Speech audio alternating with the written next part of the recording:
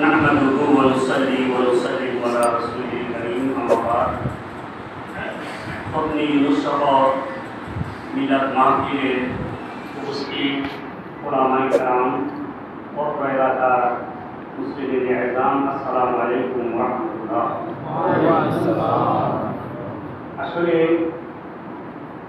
এখানে দোয়া মাহফিল খতম, এখানে ওয়াজ কারো কারো মনের মধ্যে বিরক্তি হতে পারে, কারণ আসছি হইল খতমের জন্য, ওয়াজ শোনার জন্য আসি নাই।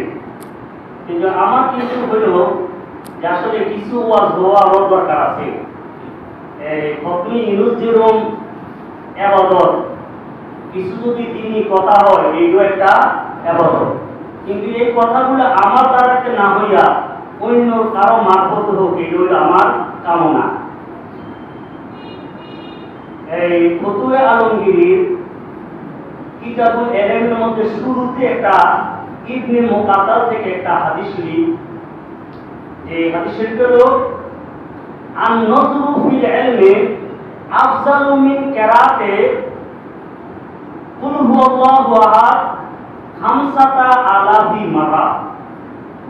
কি বলা হয়েছে, জ্ঞান নিয়ে কিছু সময় চিন্তা ভাবনা করা, জ্ঞানের আলোচনা করা কুল হুয়াল্লাহ শরীফ 5000 বার তেলাওয়াত করা থেকে উত্তম। সুবহানাল্লাহ। যে কুল হুয়াল্লাহ শরীফ 3 বার তেলাওয়াত করলে কোরআন কারীমের এক খতমের সওয়াব। তো আমি দেখলাম যে ভাগ দিয়া, যে 5000 এর 3 দিয়া ভাগ দিলে 1666 খতম হয়। কত? 1666। তাহলে দিনই কিছু আলোচনা করাটা কতই না ফজিলতের ব্যাপার, কথাটা বুঝছি। এই জন্য খতমি ইউনুসের মধ্যে এইটা একটা ইবাদত, এর মধ্যে যদি দিনই কিছু যদি কথা হয় এইটাও ইবাদত। এটা ইবাদতই কিনা খালি নবী। দেখো এই কোরআন কারীম এবং হাদিস শরীফ দ্বারা প্রমাণিত আল্লাহ রাব্বুল আলামিন যাহাদেরকে যে পরিমাণ ভালোবাসেন তাহাকে ওই পরিমাণ আল্লাহ রাব্বুল আলামিন পরীক্ষা করেন। সবাই পরীক্ষা কি একরকম নয়। 1 ক্লাসের পরীক্ষা আর যাহারা এই ডিসি থেকে সচিব হইল তাহাদের পরীক্ষা একরকম নহে। এই জন্য দেখা যায় হযরত ইব্রাহিম আলাইহিস সালাম যে পরীক্ষাটা হয়েছে আগুনের মধ্যে নিক্ষেপ হইয়া, আবার এইটা দ্বারাতে আল্লাহ তাআলা সন্তুষ্টি পরীক্ষাটা কি করেন নাই, এখানে সমাপ্ত করেন নাই। হযরত এই ইসমাঈল আলাইহিস সালামকে সবরের মাধ্যমে আবার কি করেছেন, পরীক্ষা করেছেন। আরেকটা জিনিস বলে দিচ্ছি ভক্ত, এই প্রথমে যাহারা এই পৃথিবীতে নূরে মুহাম্মদী সাল্লাল্লাহু আলাইহি সাল্লামকে ধারণ করছে তাহারা বড় নিয়ামত হয়েছে না? এর থেকে বড় নিয়ামত আসেনি না। এই জন্য আদম আলাইহিস সালাম জান্নাত থেকে যখন তিনি পৃথিবীতে আসেন, তিনি কি খালি হাতে আইছেন?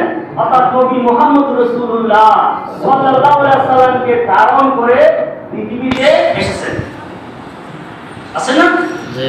এই জন্য আদম আলাইহিস সালাম পৃথিবীতে এসে 350 বছর তিনি রিয়াজত করতেছে।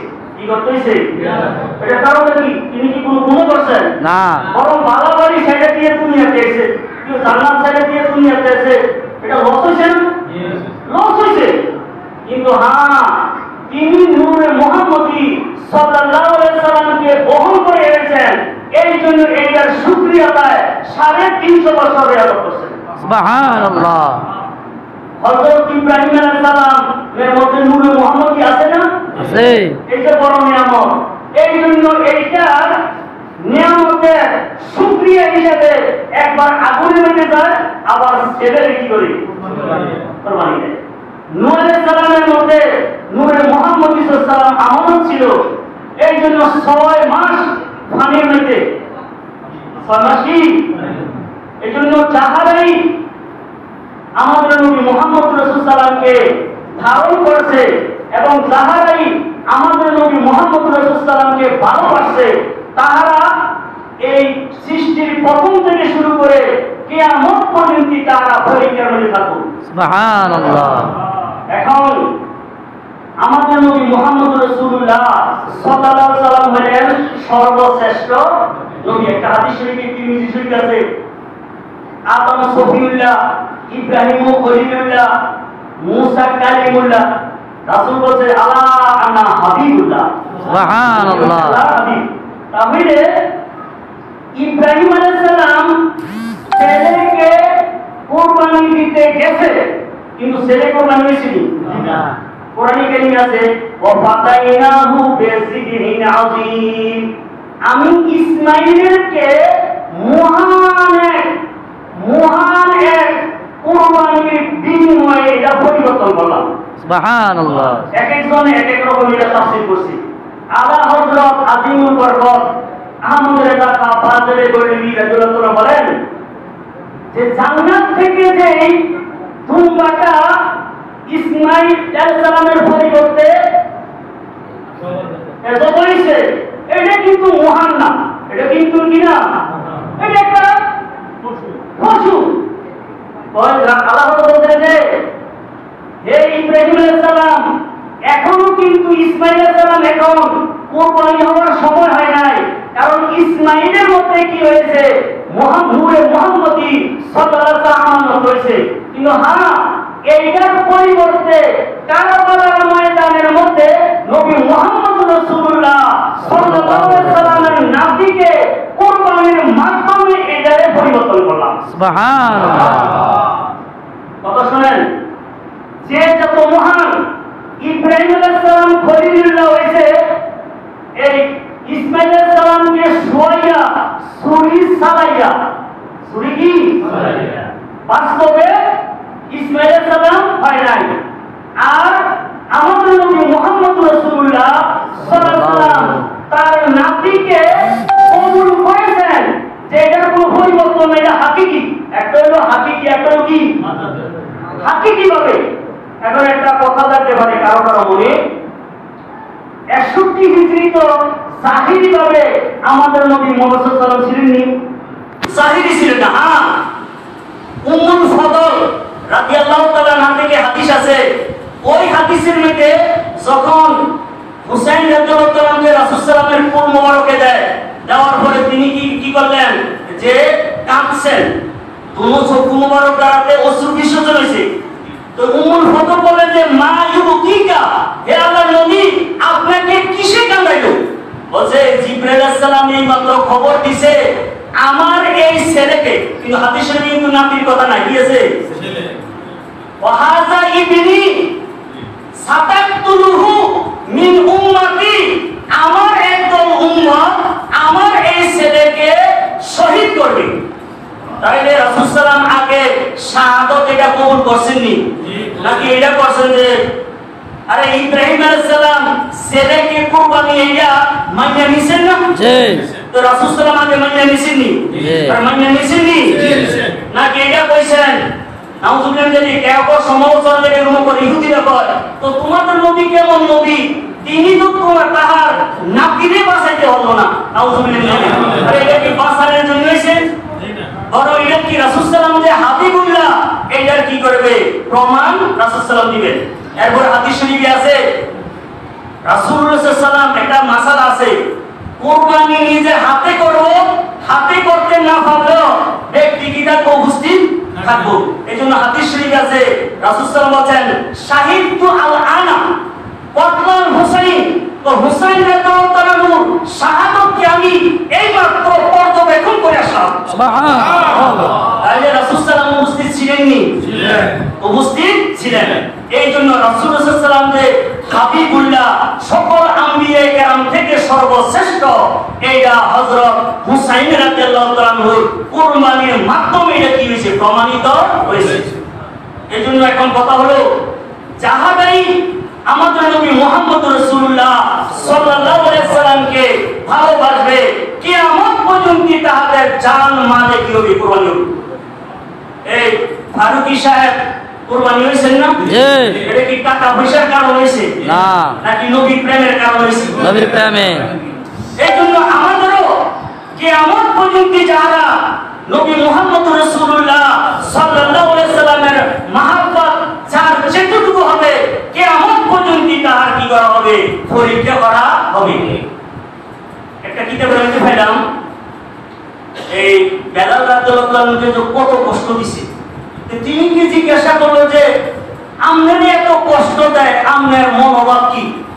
আরে কোন একজন ব্যক্তি যদি ফাতিল যদি কিনে এটা একটু বাজাইয়া নেয়, আর ফাতিল কিনলে কি করে? বাজাইয়া নেয়। এটা বাংলা কিনা ওই আমি যে নবী মুহাম্মদ রাসূলুল্লাহ সাল্লাল্লাহু আলাইহি ওয়াসাল্লাম ঈমান আনছি, ঈমানটা কি গুণ আছে এটা একটু বাজাইতেছে তারা মানে দিয়া।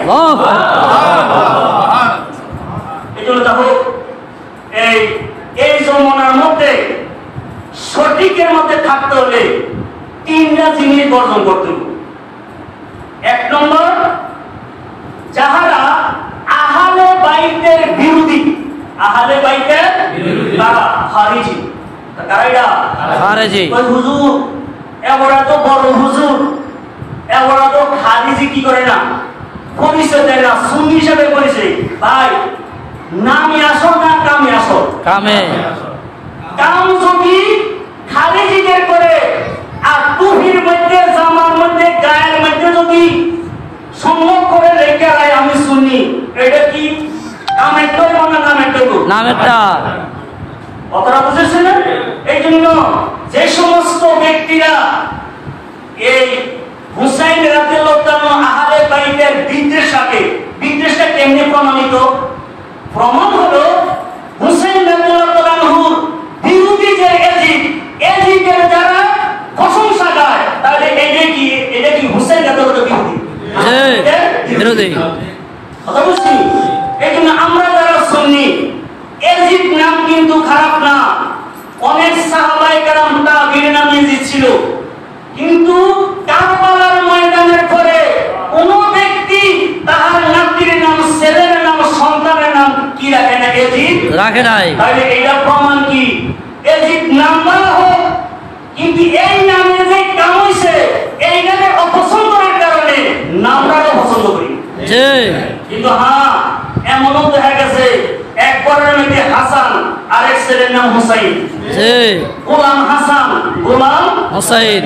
এটা কিসের প্রমাণ হয়?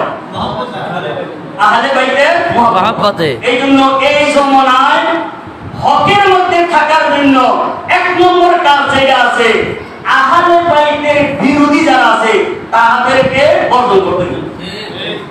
কারা কারা? খারিজি। তারা হলো খারিজি। এটার নাম হোক আর কাম হোক। আরেকটা হলো যারা সাহাবায়ে কেরামের বিরোধী। তাদের বিরোধী? সাহাবায়ে কেরামের বিরোধী। সাহাবায়ে কেরামের তারা কারা? তারা হলো শিয়া। তার নাম কি? শিয়া।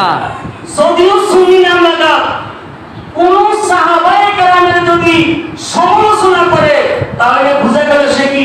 শিয়া। শিয়া। একটা কথা আছে, সাহাবায়ে কেরাম তারা কি নবী? না। তারা কি মানুষ? মানুষ হিসাবে তাদের কি ভুল নাই? আছে, অবশ্যই আছে। কিন্তু এই ভুলটাকে গবেষণা করে বের করতে যাওয়া, এইটা কি ভাব? এটা কি ভাব? একটা কারণ, একটা কথা বলি, কোন বিশ্ববিদ্যালয়ের প্রফেসরে যদি কোন একটা ব্যক্তিকে পরীক্ষার মাধ্যমে নিয়োগ দিয়ে গেল, প্রাথমিক বিদ্যালয়ের শিক্ষকের এটা আবার পুনরায় পরীক্ষা লড়ে, এটা বেয়াদবি না? যেখানে আল্লাহ তাআলা রাদিয়াল্লাহু আনহু ওয়া রাদু আনহু, তাহারা আল্লাহর প্রতি সন্তুষ্ট, আল্লাহ তাদের প্রতি সন্তুষ্ট। তাহারা যদি জীবনে কোনো ভুল করেও থাকেন, এইটা আমাদের তাহাদের ভুল ধরতে যাওয়া, এটা সমালোচনা করা, এটা কি মহাপাপ। এজন্য আকায়েদের কিতাবে আছে লা নাসকুরুহুম ইল্লা বিল খাইর, আমরা সাহাবায়ে কেরামের মঙ্গল কথাগুলো আমরা কি করি? উল্লেখ করি।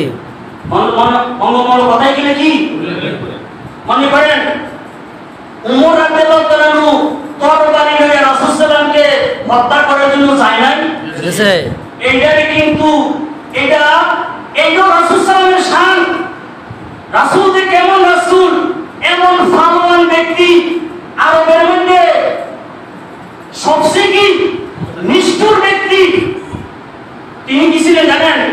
তিনি ওটের রাখাল ছিলেন।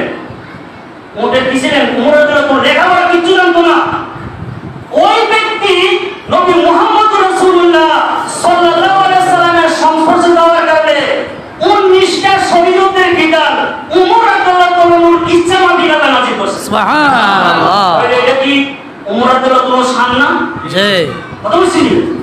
এখন যদি কেহ উমর রাদিয়াল্লাহু তাআলা, আবু বকর এবং মুয়াবিয়া রাদিয়াল্লাহু তাআলা বিভিন্ন সাহাবায়ে কেরামের যদি কি করে সমালোচনা করে কোন একটা বিষয়কে নিয়ে, তাহলে এটা তাদের কাজ, শিয়াদের কাজ। এইটা থেকে তাদেরকেও কি করতে হবে? বর্জন করতে হবে। আরেকটা হলো, আমরা যে সত্যিকারের দিন পেয়েছি আল্লাহর ওলিদের মাধ্যমে, সত্যিকারের কোরআন এবং হাদিসের ব্যাখ্যা পেয়েছি মাযহাব এবং তরিকতের ইমামদের মাধ্যমে। এই জন্য বর্তমানে যারা আল্লাহ মাযহাবী, আহলে হাদিস, সালাফি নাম, তারা কিসের বিরোধী? ওলি বিরোধী, ওলিদের বিরোধী, মাযহাবের বিরোধী, ইমামদের বিরোধী। এই জন্য আমাদেরকে তাদেরকেও কি করতে হবে? বর্জন করতে হবে। আল্লাহ রাব্বুল আলামিন, আমি অদম গোলাম মুস্তাফা সহ আমরা যারা এখানে রয়েছি, তিন ফেরকাকে বাদ দিয়ে সত্যিকারের আহলে সুন্নাত ওয়াল জামাতের আকায়েদ, ঈমান, আমলের মধ্যে কায়েম এবং দায়েম থাকার তৌফিক দান করুন। ওয়া মা আলাইহিল বালাগ। আসসালামু আলাইকুম ওয়া রাহমাতুল্লাহ।